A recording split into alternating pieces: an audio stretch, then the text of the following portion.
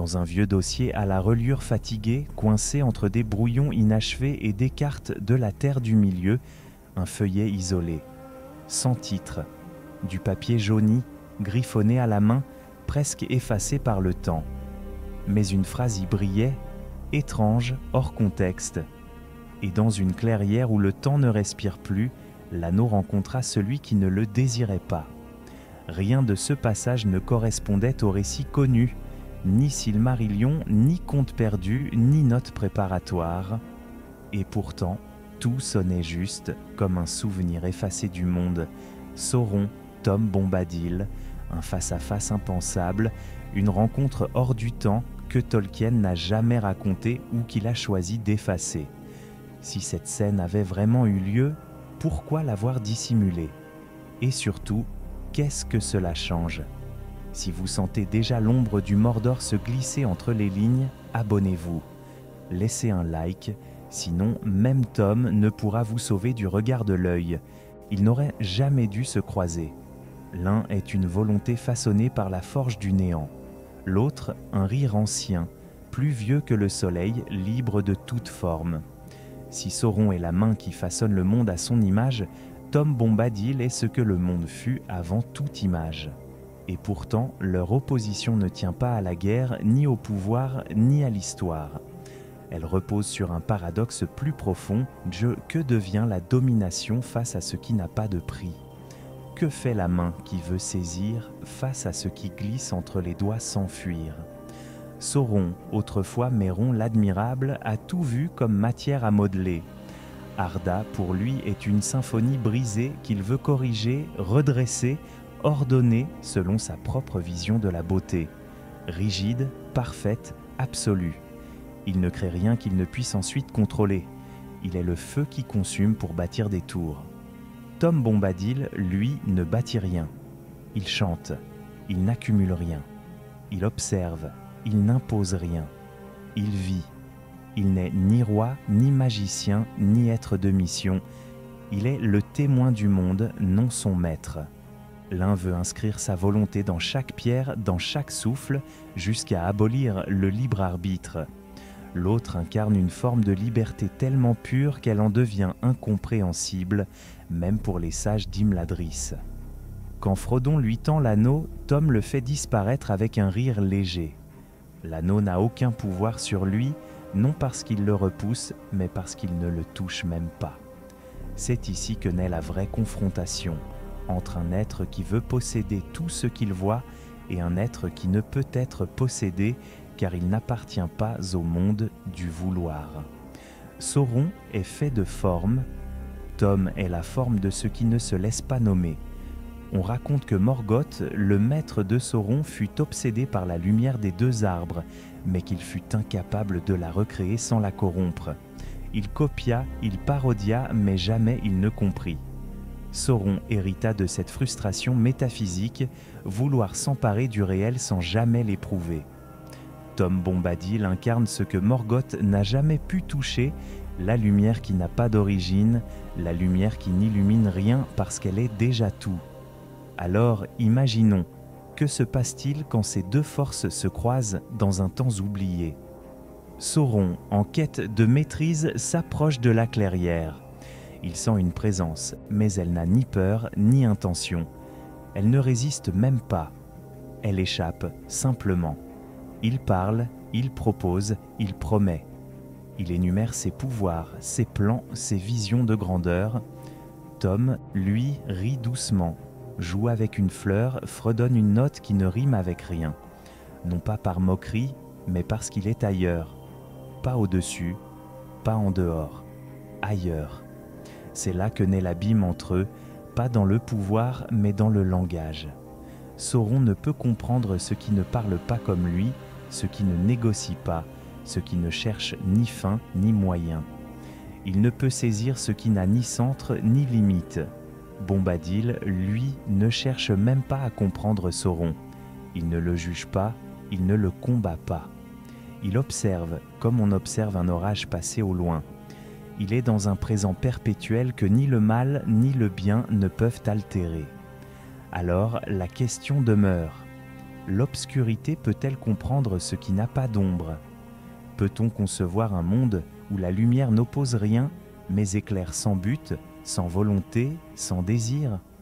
Peut-on haïr ce qui ne peut être saisi? Ou est-ce précisément cela qui pousse à la haine? Entre Bombadil et Sauron, il n'y a pas de guerre. Il y a un vide d'incompréhension totale.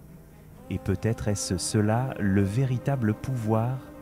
Être hors d'atteinte, non par force, mais par absence de faille. Tom est ce que Sauron ne peut réduire car il ne tient dans aucune formule, et c'est peut-être pour cela qu'il a été oublié. Non effacé, mais tu, car il n'est pas une menace. Il est l'échec vivant du pouvoir. On ne sait ni le jour, ni l'année. Ce n'était ni l'aube de la première âge, ni la fin d'une ère. Peut-être avant, peut-être en dehors. Mais le monde était encore jeune et les noms n'avaient pas encore fixé les choses.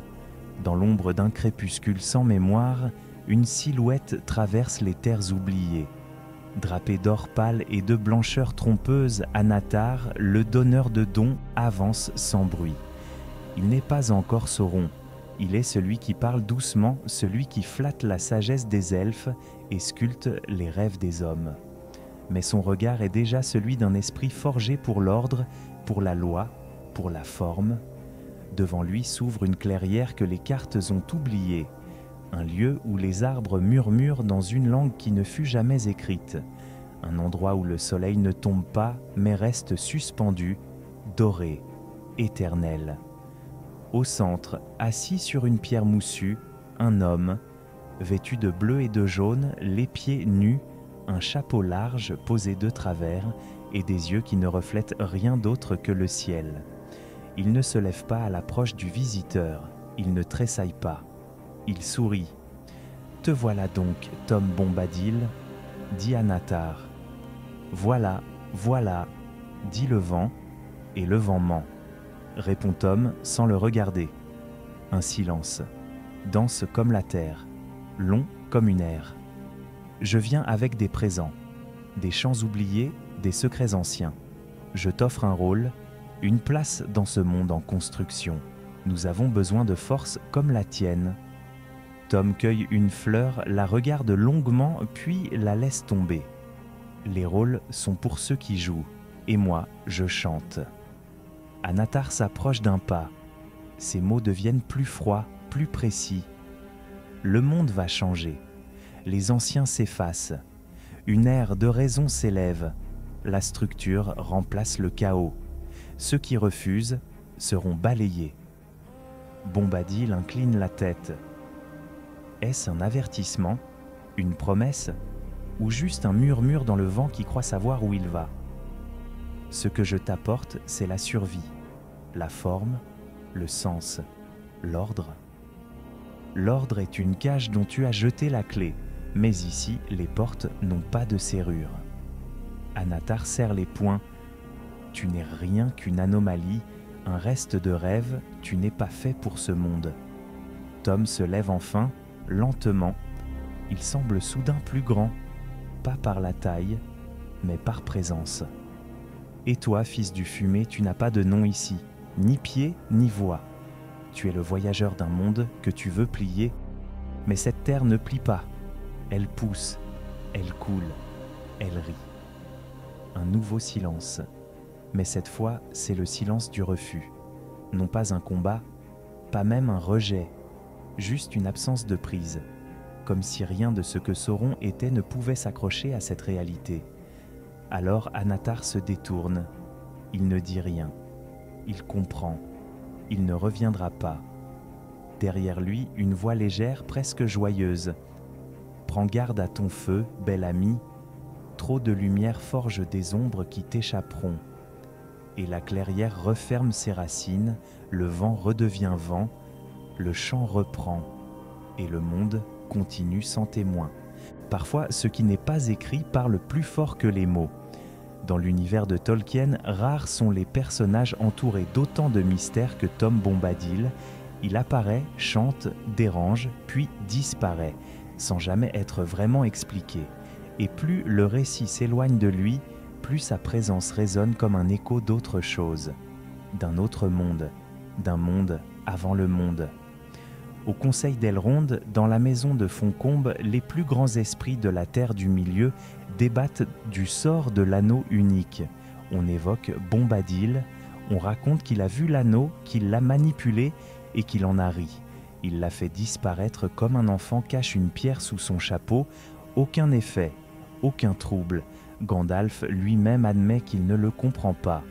Elrond, plus sobre, reconnaît que Tom ne voit pas le mal comme nous le voyons. Et surtout, il ne s'occupe que de ce qui vit dans ces bois. Une limite géographique ou bien une frontière symbolique, celle entre l'ordre du récit, des conflits, des quêtes, des volontés, et quelque chose de plus ancien, plus profond, qui échappe à la narration elle-même. Tom ne quitte jamais sa forêt, non parce qu'il ne le peut, mais parce qu'il n'appartient pas au monde qui s'étend au-delà. Il est comme un fragment figé d'un âge oublié, intouché par le temps, par la corruption, par la volonté. Et Tolkien, qui décrivait tout avec précision, arbre généalogique, langue construite, carte détaillée, ne nous dit rien de concret sur lui. Dans ses lettres, Tolkien le décrit comme un point fixe, un témoin du monde non impliqué dans ses drames. Il va même jusqu'à dire qu'il est là pour représenter quelque chose que le pouvoir ne peut atteindre. Il est une idée, une frontière.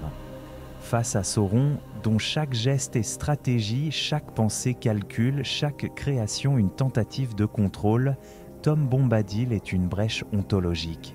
Il est ce que Sauron ne peut concevoir. Il n'a ni ambition, ni peur, ni désir. Il ne cherche pas à fuir le mal, ni à le combattre. Il vit dans un espace où le mal n'existe pas, non parce qu'il est exclu, mais parce qu'il n'a pas de prise. Ce silence autour de Bombadil ne doit rien au hasard. Tolkien ne l'a pas oublié, il l'a intentionnellement laissé inexpliqué. Ce n'est pas une faiblesse narrative, c'est une stratégie poétique. Il nous offre un personnage qui ne peut être résumé, classifié ou intégré dans une logique binaire. Il est là pour désarmer les systèmes, même celui du récit lui-même. Et si cette rencontre avec Sauron, celle que nul texte ne décrit, n'était pas un affrontement, mais une limite. Non la limite de Tom, mais celle de Sauron. Un moment où le mal, dans sa forme la plus pure et la plus raffinée, se heurte à ce qu'il ne peut réduire. Non pas à une force opposée, mais à un espace où la logique du mal cesse simplement d'être pertinente. Tom Bombadil ne gagne pas, il ne vainc pas, il est, et cela suffit. Peut-être est-ce pour cela qu'aucun héros ne le remplace. Il ne lègue rien, il ne transmet rien, il n'est pas un maillon, il est un miroir que personne ne peut traverser. Un rappel, dans les marges du récit, que tout pouvoir a ses bornes, même celui d'un seigneur des ténèbres. Il y a des histoires que l'on ne raconte pas parce qu'elles sont perdues, mais parce qu'elles touchent à un endroit que les mots ne peuvent cerner. Un endroit sans cause, sans conséquence. Un creux dans le tissu des légendes, trop pur pour être repris, trop simple pour être glorifié. La rencontre entre Tom Bombadil et Sauron n'est pas une bataille, ce n'est pas une scène de théâtre, c'est une faille dans le mythe. Un instant si dissonant qu'il échappe à la narration elle-même. L'un est la forme du désir absolu, l'autre la négation même du désir, le pouvoir incarné face à l'indifférence parfaite. Et pourtant, rien ne change. Pas de duel, pas de révélation, pas de chute. Sauron continue son chemin, vers les anneaux, vers Numénor, vers Barad-dûr. Tom retourne à ses collines, à ses chansons, à ses silences.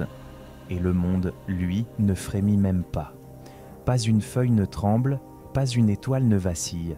La conversation la plus dangereuse de l'histoire d'Arda s'est déroulée comme un souffle dans l'herbe, inaperçu, inaltérable.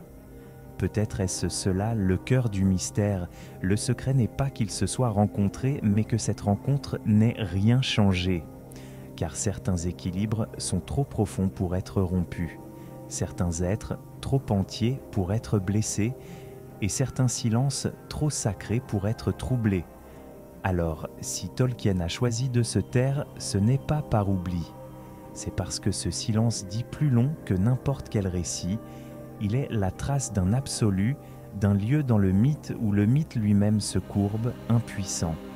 Et peut-être est-ce à nous, lecteurs, rêveurs, passeurs de récits, d'entendre ce qui n'est pas dit, de sentir au détour d'un vers, d'une carte, d'un regard, l'ombre d'une rencontre qui ne devait pas être vue. Car dans les marges de la lumière et du feu, il existe un monde plus ancien que les royaumes, plus vaste que les anneaux et plus tranquille que la guerre. Un monde où Tom Bombadil regarde encore les saisons passées sans jamais chercher à en changer le cours.